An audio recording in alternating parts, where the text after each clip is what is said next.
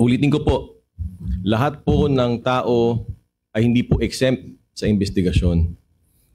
Kung meron man silang partisipasyon sa aspetong missing Sabongeros, sila po ay maaring imbestigahan at sila po ay iniimbestigahan.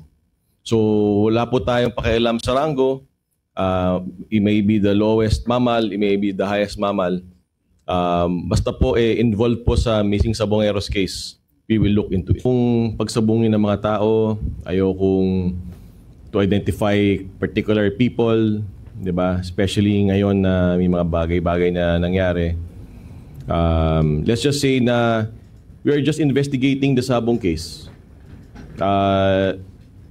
Kung sino yung mga involved dyan, sino yung mga nag-protection dyan, kasama sa inimbestigahan namin yan. Pero we are not in any way